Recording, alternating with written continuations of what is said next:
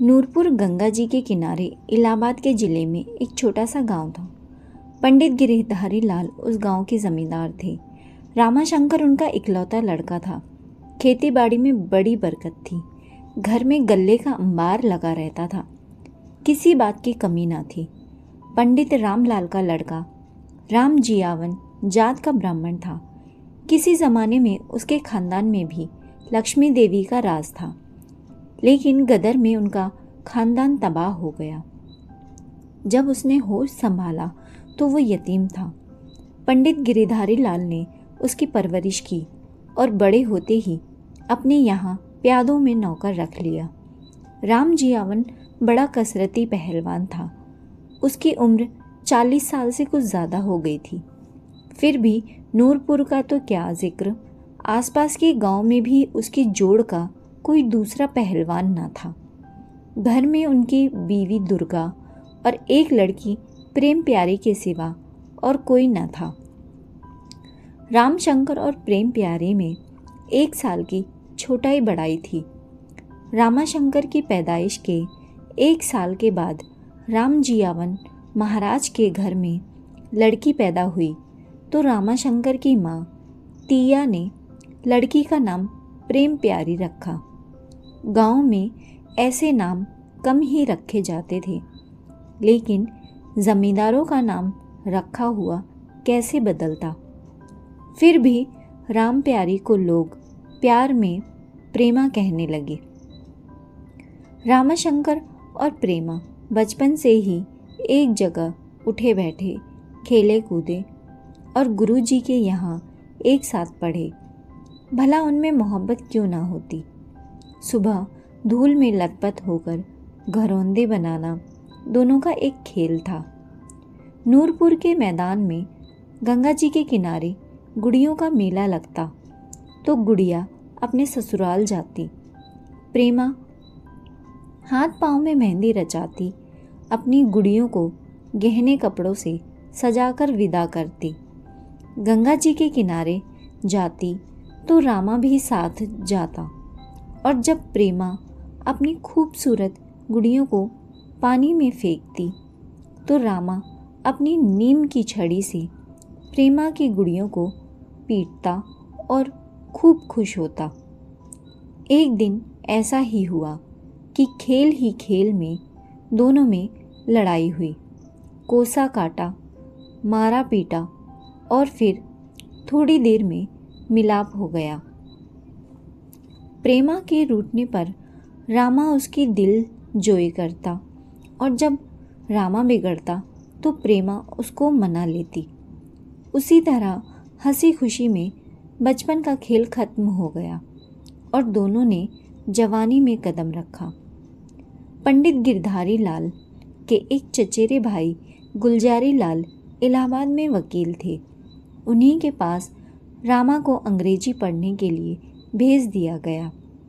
इलाहाबाद जाने से पहले जब रामा प्रेमा से मिला तो प्रेमा ने कहा, रामा देखो, इलाहाबाद जाकर मुझे भूल ना जाना।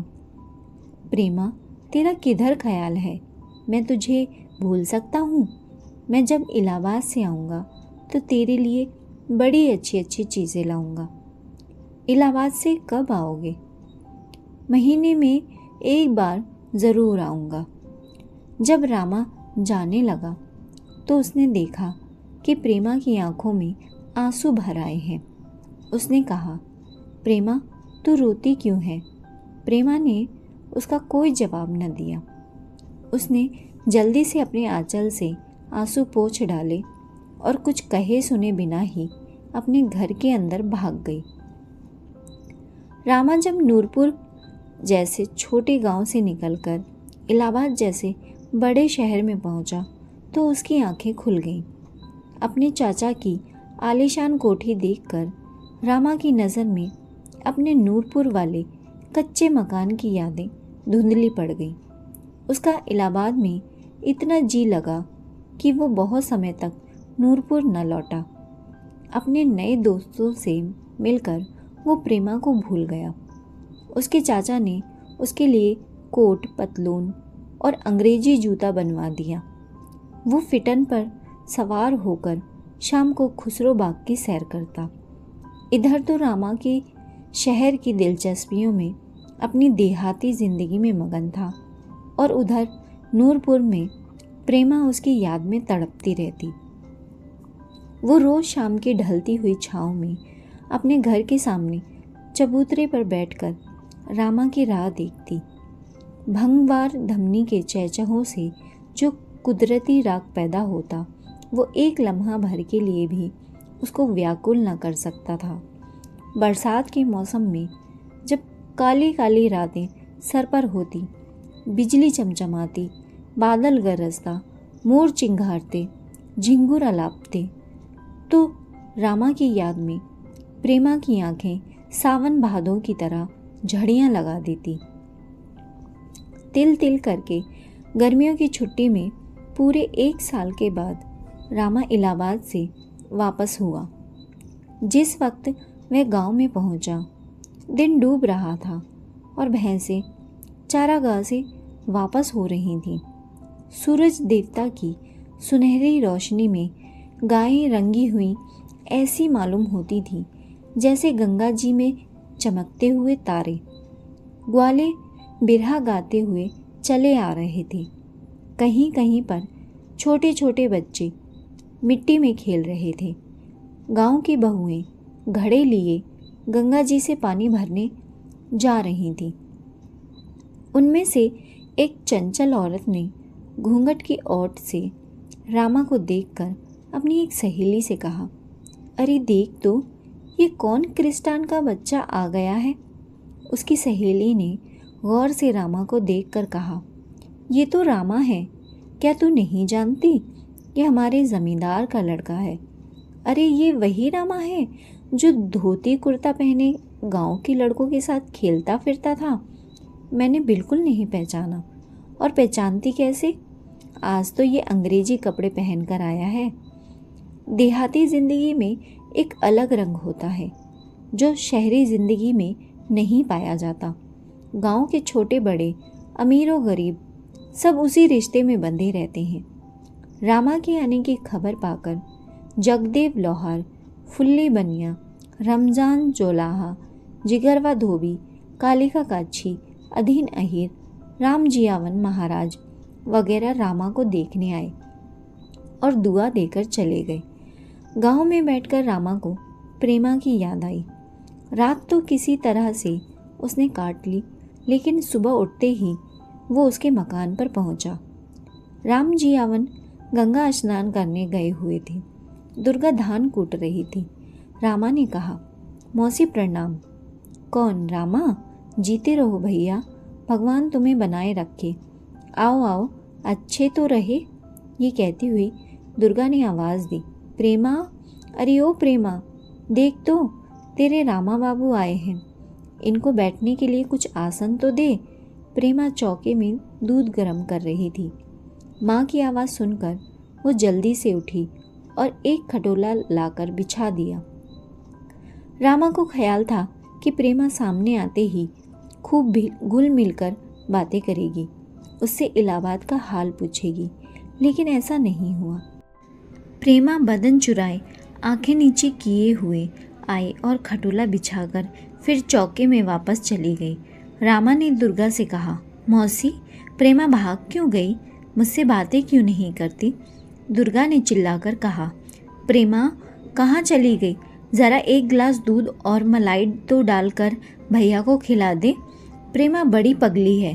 तुमको जो साल भर के बाद देखा तो सामने आते हुए शर्माती है। देहाती लड़कियां बड़ी नासमझ होती हैं। रामा, मौसी मैं भी तो देहाती हूँ। दुर्गा भैया, तुम्हारी और बात है। तुम्हारा और प्रेमा का मुकाबला ही क्या। तुम पढ़े लिखे हो, लेकिन प्रेमा तो बिल्कुल गंवार है।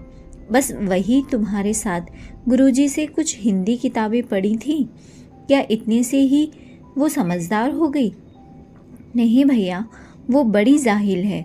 देखो ना, कई बार पुकार चुकी हूँ, लेकिन अभी तक दूध लेकर नहीं आई। रामा ने उठकर कहा, अच्छा तो मौसी, मैं खुद ही उसके पास जाता हूँ, देखूँ तो वो मुझसे क्यों नहीं बोलती है। ये कहते हुए रामा चौके में घुसा और दुर्गा हंस हंस कर लौट गई। हाँ भैया हाँ, तू ज़रूर प्रेमा को ठीक कहेगा। ये कहते हुए दुर्गा ने फिर अपना मूसल उठाया और धान कूटने लगी। जब रामा चौके में पहुंचा तो उसने देखा कि प्रेमा एक गिलास में दूध लिए हुए सर झुकाए चुपचाप खड़ी है। रामा ने हंसकर कहा, ओहो, ऐसा मालूम होता है गौया मुझसे पहचानती ही नहीं। कहो अच्छी तो रही। प्रेमा ने दूध से भरा हुआ गिलास और एक लुटिया में जल भरकर रामा के सामने रख दिया और फिर दीवार का सहारा लेकर एक तरफ को चुपचाप खड़ी हो गई, लेकिन कानी अखियों से रामा को देखती जा रही थी। रामा ने कहा, ना ना प्रेमा, इस तरह से काम नहीं चलेगा। जब तक तुम ना बोलोगी मैं तुम्हारे यहाँ कोई चीज़ नहीं खाऊंगा। थोड़ी देर इंतज़ार करके जब रामा ने देखा कि इसका भी कोई जवाब प्रेमा ने नहीं दिया तो उसने उदास होकर कहा, अच्छा प्रेमा, ना बोलो। जब तुम मेरी बात का जवाब नहीं देती तो मैं अब जाता हूँ। ये कहता हुआ रामा उठ खड़ा हुआ। उस वक्त लजाई हुई प्रेमा ने एक अजीब अंदाज से कसमसाकर धीमी आवाज़ में कहा, हाय रामा, तुम तो ना जाने क्या कहते हो। रामा खिलखिलाकर हंस पड़ा। प्रेमा की आवाज़ ने उसका दिल खिला दिया। अब उसने दूध पी लिया और हंसता हुआ चौके से बाहर निकलकर कहने लगा, मौसी, आखिरकार मैंने प्रेमा से बातचीत कर ही ली। उसकी ज़िद मैंने तोड़ दी। दुर्गा ने खुश होकर कहा, वो तुम्हारे साथ बचपन से खेलती आई है, कहाँ तक शर्मा सकती है। घर से बाहर निकलते हुए रामा ने कहा, ओहो, मैं एक बात तो भूल ही गया मौसी। ये देखो, प्रेमा के लिए एक जोड़ा चूड़ियों का लाया हूँ, प्रेमा को दे देना। चूड़ियों को देखकर दुर्गा बहुत खुश हुई। चूड़ियाँ थीं तो कांच की, लेकिन इस किस्म की कीमती और खूबसूरत चूड़ियाँ उस वक्त तक गांव में किसी को नसीब न हुई थी। दुर्गा के बुलाने पर प्रेमा चौके से बाहर निकली। देख रामा, तेरे लिए कितनी खूबसूरत चूड़ियाँ लाया है। ये कहते हुए दुर्गा ने चूड़ियाँ प्रेमा की तरफ बढ़ाईं। प्रेमा ने कांपते हुए हाथों से उनको लिया और नीची निगाहों से रामा की तरफ देखा। ज़बान से तो उसने कुछ ना कहा, लेकिन शर्मीली आंखों ने सवाल किया, क्यों जी, ये चूड़ियाँ कांच की हैं या प्रेम की। रामा ने भी उसका मतलब समझ लिया और इशारों में जवाब दिया, ये प्रेम की चूड़ियाँ हैं।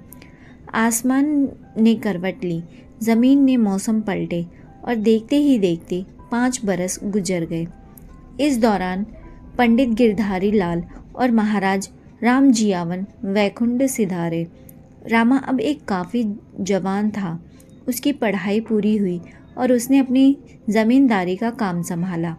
लेन देन बही खाता उसके हाथ में आया तो उसके मिजाज में रवानियत पैदा हो गई। रामा अपने कारोबार में इतना व्यस्त हुआ कि वो लड़कपन की मोहब्बत को, प्रेमा के प्रेम को, राम जियावन महाराज की वफादारी को बिल्कुल भूल गया। उसने एक दिन भी भूले से भी खबर ना ली कि यतीम प्रेमा और दुखिया दुर्गा की कैसे गुजर रही है। राम जियावन महाराज की कोई जायदाद तो नहीं थी जिससे दुर्गा की चैन से बसर होती। महाराज के मरने पर 10-20 रुपए घर में थे, वो भी उन्हीं के क्रियाक्रम में ख़त्म हो गए। सिर्फ एक गाय घर में थी। माँ बेटी की ज़िंदगी का अब एक यही सहारा था। उसका दूध बेचकर इनका बसर होता। एक दिन दुर्गा ने प्रेमा से कहा, जी में आता है कि अपनी मुसीबत का हाल रामा बाबू से जाकर कहूँ। क्या वो ऐसी हालत में हमारी मदद न करेंगे? प्रेमा ने उदास होकर जवाब दिया, नहीं अम्मा, उनके पास जाने की कोई ज़रूरत नहीं है। क्यों? जब उनको खुद ख्याल नहीं है तो हमारे कहने से क्या होगा? एक दिन कह कर तो देखूं। मुझे तो पूरी उम्मीद है कि वो हमारी गरीबी पर रहम करेंगे।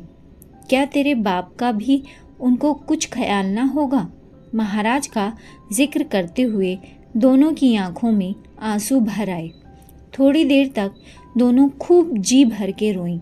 जब कुछ जी हल्का हुआ तो दुर्गा ने कहा, बेटी तू सच कहती है, मैं किसी के पास न जाऊंगी। जब इनके जीते जी मैंने किसी के आगे हाथ नहीं फैलाया, तो अब उनके मरने पर भीख मांगकर उनकी आत्मा को दुख न पहुंचाऊंगी। उसके बाद फिर दोनों में इस तरह की बातें कभी नहीं हुई। एक बार रामा की माँ तुलसी ने दुर्गा को अनाज भेजा, लेकिन उसने लेने से इनकार कर दिया। साल भर तक जिस तरह भी हो सका दुर्गा ने दिन काटे। फटे पुराने कपड़ों को सी कर किसी तरह काम चलाया। लेकिन बरसात में एक नई मुसीबत आई। उनका घर छाया ना गया था। बरसात में कई दिन तक मूसलाधार पानी बरसा तो उनके मकान का एक हिस्सा गिर पड़ा। गाय वहाँ बंधी हुई थी, दबकर मर गई। इस नई मुसीबत ने उन परेशानियों को और बढ़ा दिया। घर में 2-4 चांदी के जो जेवर थे वो भी बिक गए। प्रेमा ने रामा की दी हुई चूड़ियाँ एक कपड़े में बांधकर टपारी में रख दी थी। रामा की यही एक याद थी। प्रेमा ने सोचा कि अगर वो इनको पहने रहेगी तो टूट जाएंगी। फिक्र भी बड़ी बुरी बला है। दुर्गा अब खेतों और चारागाहों से गोबर उठा लाती। प्रेमा उपले थापती और दुर्गा गांव में बेच लाती। कभी गोबर ना मिलता तो और मुसीबत होती। दुनिया का भी अजीब हाल है। कोई हंस रहा है, कोई रो रहा है। किसी का घर भरा हुआ है, खाने वाले नहीं। कोई रो रो कर जिंदगी काटता है, लेकिन उसका कोई नहीं।